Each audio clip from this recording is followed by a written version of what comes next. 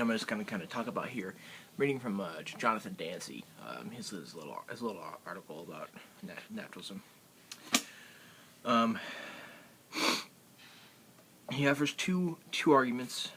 The first of these is the simple claim that since we are natural creatures, any distinction we can grasp must be a natural distinction, one expressible, as he puts it in descriptive terms. Descriptive as in if we're natural creatures and that thus any distinctions we make are natural and can be given in descriptive terms, as you describe it, specifically. So if two actions are right, then there is a descriptively specifiable property that they both have. So if we're talking about the ethical property of right or good, then and if we're saying that action A is right and action B is right, then there is a couple things about those things that are similar. There's a property that links those two, which is specifiable, and thus links that to the property of rightness.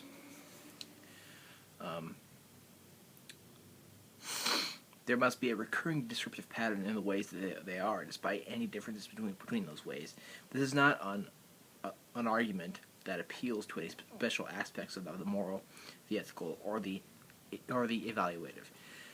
Evaluative is a big word he's going to use here. It is more like an argument in favor of a general metaphysical naturalism.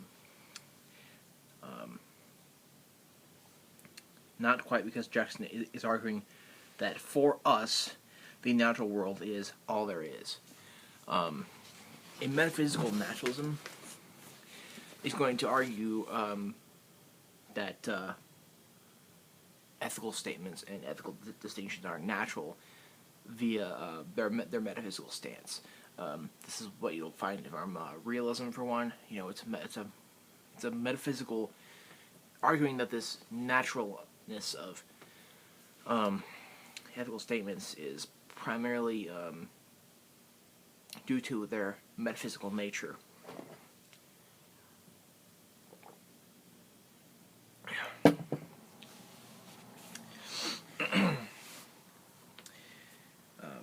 And it's not like that. Jackson is saying that because he's arguing that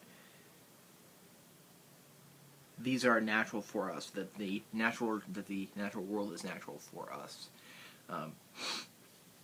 The natural world is all there is. Now, there's something to this that I think is very, very important. So every moral property we can grasp every moral property we can grasp must be natural like the others. Jackson supports this very direct argument with another, which is much less simple and much less direct, which appeals to special aspects of the evaluative.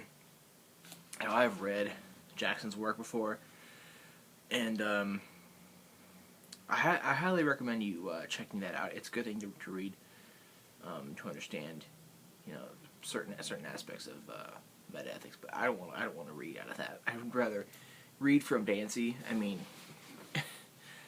I've read Jackson before, and it's better for my current purposes in this video to read from Dancy.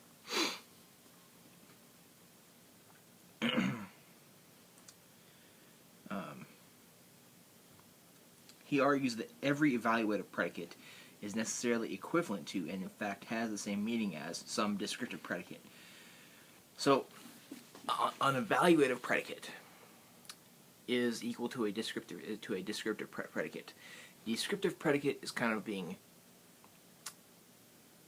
somewhat equivalent to a natural property, or something natural. Natural and descriptive are being somewhat loosely used to resemble each other, and evaluative and ethical or moral are being loosely resembled. Since for each evaluative predicate there is a descriptive predicate that it entails, and that is entailed by it. So it's kind of a biconditional. He reaches this result by thinking about the relation between what he calls ethical nature and descriptive nature. Start from a representative evaluated predicate E. Perhaps E is a right action, together with the action that satisfies the predicate. There will be a complete description of that action and of the world in which it occurs, which is given by an enormous descriptive predicate D1. D1 will read, D1 is a action of such and such a descriptive sort, done in a world of such and such a descriptive sort.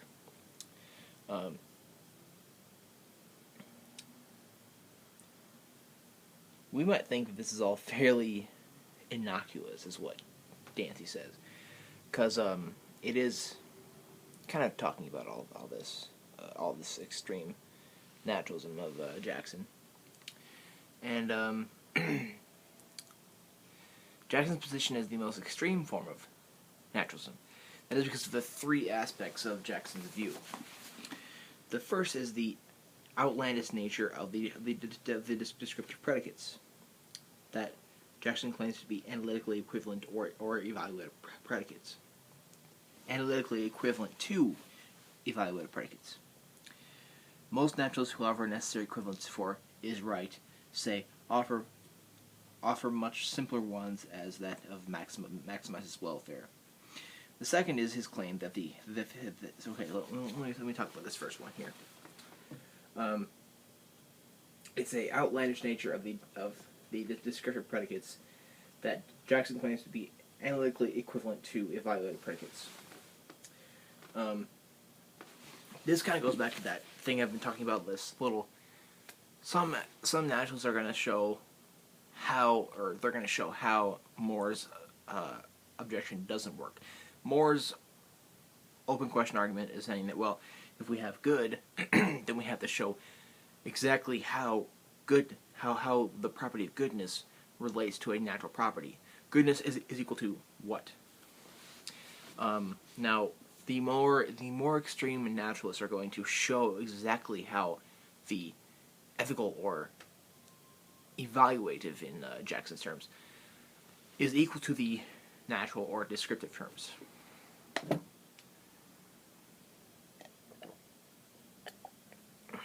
It's going to show that link. And Jackson's form is the most extreme of those who are going to show that link, and they're going to showing this little link is going to pretty much go against Moore's argument. And then we have the reductive ones, or we're gonna have the non-reductive ones. Excuse me. That's going to say that it's arguing that ethical statements or evaluative statements are natural. They're natural, and they relate to some descriptive or natural property. But they do that without showing the link. They do that without showing the reduction.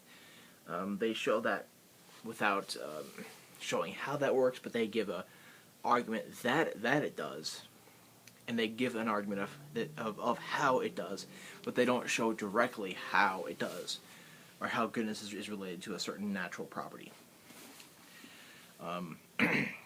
The second part of Jackson's position is extreme because of the fact that his claim that the two ways of ascribing one and the same property are analytically equivalent. His claim is that the two ways of ascribing one and the same property are analytically equivalent.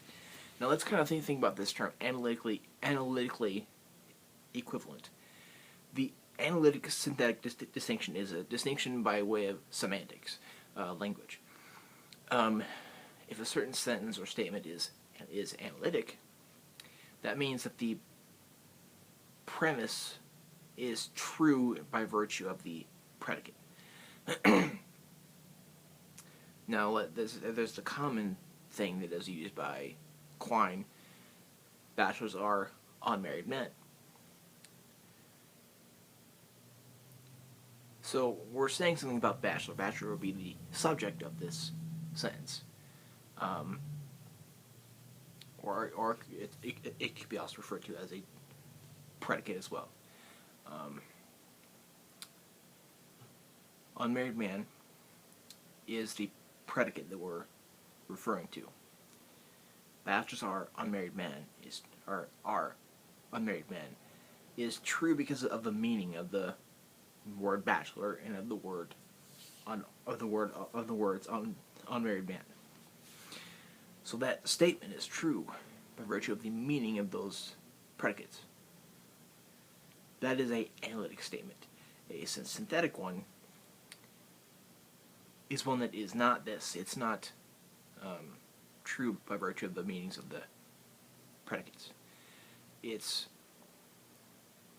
truth has to be looked for by virtue of empirical experience. Now, there's various issues as to this little distinction, but when Jackson says that the evaluative property is analytically equivalent to the descriptive property, that's saying that they are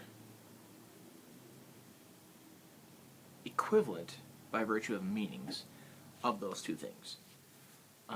They are equivalent in virtue of how they mean. Can you see how extreme and difficult this is? It's extremely difficult because it's very difficult to kind of. So we're saying something about bachelor. Bachelor will be the subject of this sentence. Or it could be also referred to as a predicate as well. Unmarried man is the predicate that we're referring to. Bachelors are unmarried men are unmarried men is true because of the meaning of the word bachelor and of the words unmarried man. So that statement is true by virtue of the meaning of those predicates. That is an analytic statement. A synthetic one is one that is not this. It's not true by virtue of the meanings of the predicates. Its truth has to be looked for by virtue of empirical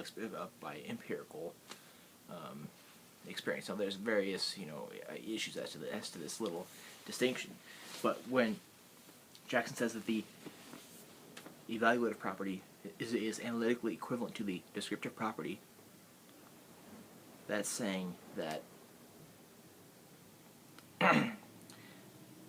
they are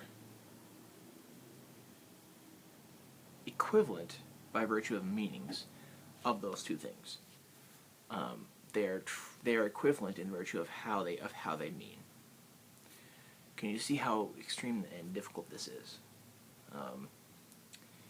It's extremely difficult because it's very difficult to kind of think of goodness being equivalent to a certain natural property while there being analytic equivalence there,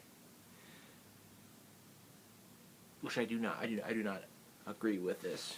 The third is Jackson's view that there must be a descriptive equivalent for every evaluated predicate. One can imagine a weaker view that holds merely that there might be a descriptive equivalent for some evaluated predicates, though there need not be for all. That's a lesser extreme one. That is to say, this possibility cannot be ruled out, but there is nothing to show that things must be so in general. So, what is Jackson saying here? Jackson is saying that if we have to show that ethical or evaluated properties are natural by having a descriptive or natural equivalent. And they have to be analytically equivalent, and we have to show how all of this works. And then Dancy gives a little, few little arguments here.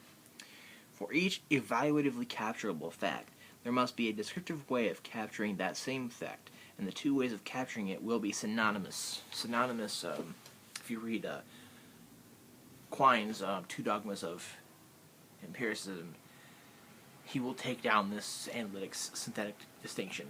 Now, given Quine's work there, I would see even more problems with this little analytical equivalence, or this analytic equivalence. I would see problems with that, you know. I see problems with it already. That is analytically equivalent, that is having the same meaning. So that's saying that even though we have an ethical or evaluative property over here, and a descriptive or natural property over here, they have to be analytically equivalent, thus mean they have to be synonymous, they have to be synonyms, and they also have to have the same meaning. Essentially, this the same meaning. If we could do this, for every single ethical property, every single moral property, ethical naturalism would be a fact. So, and then he gives the one term, naturalism, which is from Nicholas Sturgeon. Every normative fact is a natural fact, whether or not there is a descriptive way of capturing that fact in addition to the evaluative way. This is a much weaker version, saying every normative fact is a natural one, whether there is a descriptive way of capturing that fact or not. Thus, there doesn't have to be we don't have to make this reductive, synonymous, analytically equivalent connection all the time. We don't always have to do that to argue that ethical terms are natural. Non-analytic naturalism. For each evaluatively capturable fact, there must be a descriptive way of capturing that same fact, though the two ways of capturing it will never be analytically equivalent. Now, if we were going to be reductive about this, I don't see any way that it could be analytic. I can see how we can possibly do that. I can see how we can possibly kind of figure out these little reductions, but I don't see any way how they could be equivalent, analytically speaking. But then there is something with this argument that is from Jackson, that the natural world, everything that is in the world, everything that is natural in the world, the world is basically for us. I mean, the world is related to us. You know, that kind of relates to a lot of phenomenological thought. To say that, you know, let me put it the way Dancy put it.